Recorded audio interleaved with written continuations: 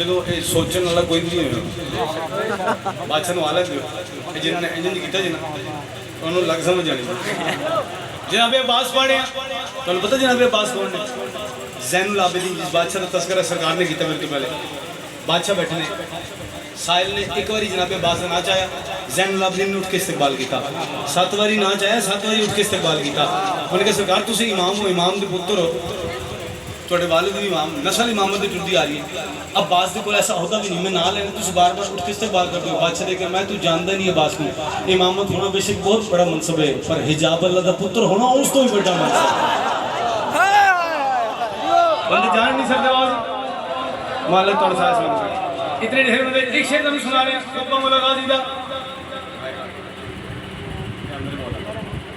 जिदा मेदा खराब होवे उन्हें कोई अच्छा डॉक्टर लभ ही जाए इन्हां दी तुहाडी इज्जत वास्ते तुहाडे सारे दे रिज़्क वास्ते दुआ तो फिर भी करनी जे मालिक मार्फत अता फरमाए जनाब अब्बास फरमा रहे मैं खुद नादे इलाही हूँ यदुल्ला की लकीरों में वो इज़राइल है बैठा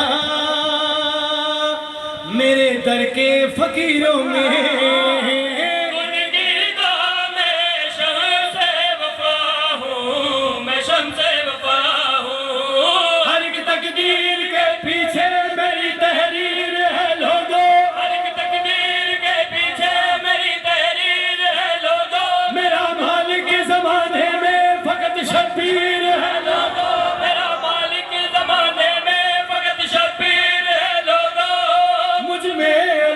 खुदा का